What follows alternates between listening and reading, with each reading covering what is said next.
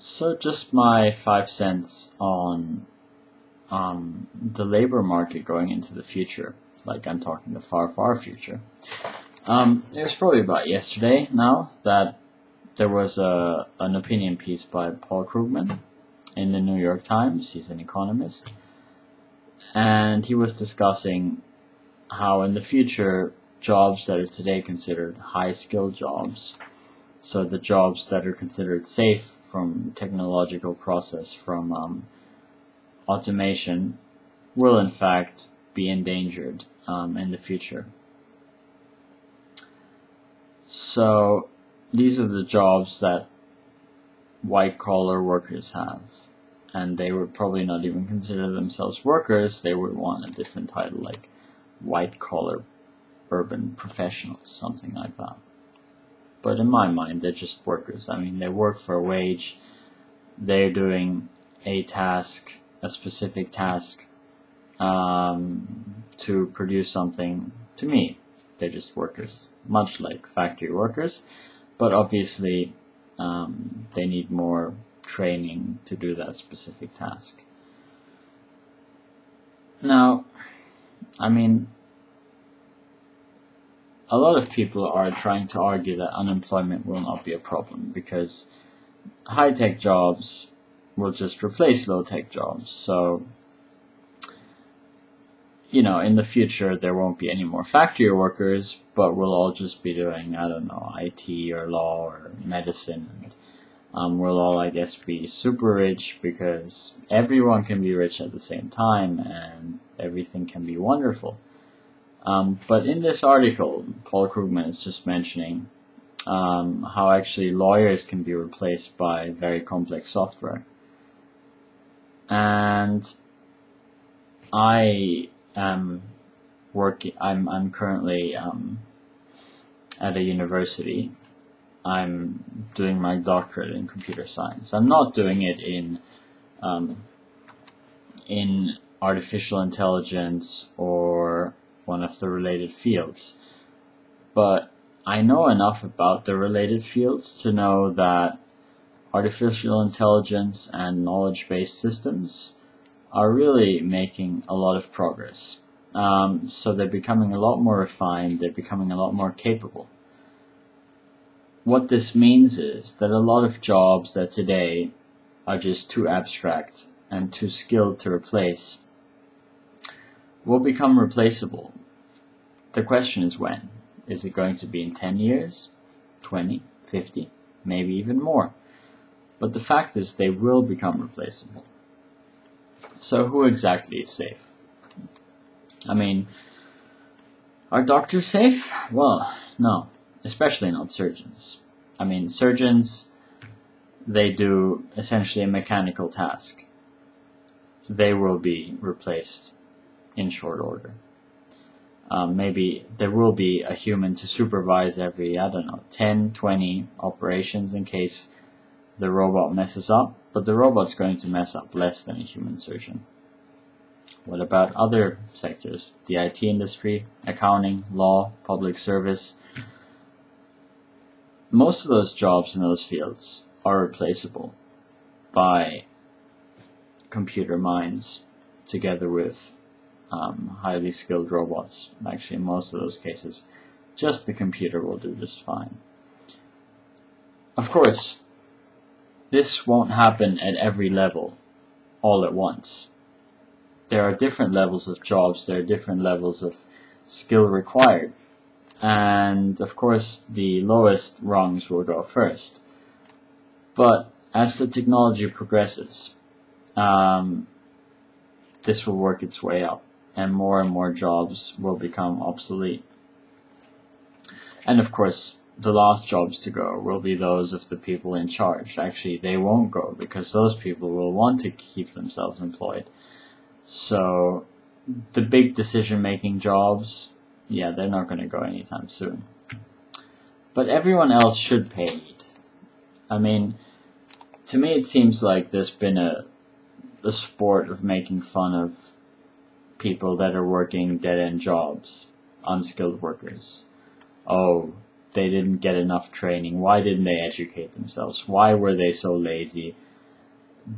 that they didn't go to university. I mean, they couldn't afford it, you know, and they had to actually work at a crappy job to make ends meet, possibly to support their parents. But let's put aside all of that, you know, and let's just make fun of them for not having enough skill base to be making a living wage today. So this, you know, this is very satisfying to many of us. It really builds up our egos. We can feel better about ourselves. We did better. We're not like them. And we're secure with our education. It definitely helps with our nagging conscience. You know, that little voice that sometimes tells you, well, actually the reason I'm where I am is, yeah, I'm lucky in so many ways. You know, I've had either good parents or good fortune to get where I am, to get a good education. You know, I'm not someone that was born in the jungles of the Congo or something, and I'm not someone who was born to drug addicted parents, and I'm not someone who was born really, really low IQ. You know, that we put all of those things aside. And this helps us do it. It's their fault because they didn't study hard enough, supposedly. But there will come the day where it takes programmers like me, where it takes teachers. It takes pilots. It takes general practitioners. Yes, it's going to take lower and middle levels of management. It's going to take the vast majority of us. There will come the day where if you're not in the top 5%, you'll be queuing for whatever the equivalent of the dole is. Or maybe, I don't know, you'll be working in the equivalent of a poorhouse to produce enough to feed yourself. But perhaps it's not going to be you, you know. Perhaps it's 100 years away till they get to your pay grade. Who knows, maybe even more. So maybe you can live out your life happy. Good luck on that, you know. I mean, sincerely, I want people to be happy. So, I mean, if you're not going to try to make a difference, then I'd rather have you be happy than not. Although, if it takes you not being happy to make a difference, that's another thing. But the thing about, you know, that trusting your luck that much is things can move very, very quickly once they get going. In the pre-industrial era, we had skilled craftsmen that made good wages because they had a very sought-after skill that they had practiced on a lot. You know, the weavers and things like that. And suddenly, industrialization hit. Machines were introduced, and they were essentially out of a job, and they had to get new jobs at far lower pay grades that were basically just really, really unskilled labor jobs in factories. These changes, so the advance of robotics and the advance of better computer intelligence, could have different effects. The precise meaning for society right now, I think, is unclear. It depends entirely on what system of economics we have in place once those changes are complete. If the system is one of sacred property rights, then the rich will just buy up the world. I mean, it's a matter of maths, basically. You know, it's compound interest, compound wealth. You have money, you make more money. So wars can sometimes change that. Anarchy, revolution can change that. It can distribute wealth again. But as long as there's none of this, then wealth naturally just accumulates more and more. So the wealthy are just going to buy the world. So at this point, they won't actually need us to work for them anymore. They won't even need to keep us happy. So we will be free. Finally, we'll have reached that right libertarian freedom. The freedom to eat dirt and live in slums. To be kept alive at the whim of our betters. That will be our freedom. On the other hand, society could embrace loftier goals. We could attempt to make the happiness of the individual our primary goal. We could look for democratic ways of running economies.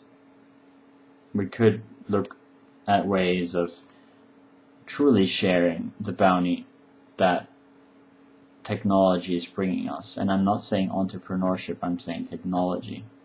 The wonders of technology. We will have robots provide machine bodies for us, and we will have computers provide machine minds. These machine bodies and machine minds, they can free us from our daily labor. And we'll be able to, in this other world, this democratic world, we'll be able to turn to more exciting, more enlightening pursuits. We can follow our whims, we can be artistic, we can engage in our hobbies. And yes, at first, we'll have to do work, but this can decrease as our technology increases. But it's very important that we pick one soon,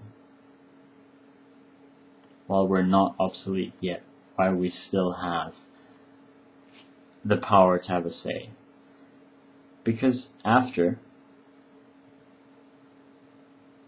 they, the top 5%, they may not care to listen.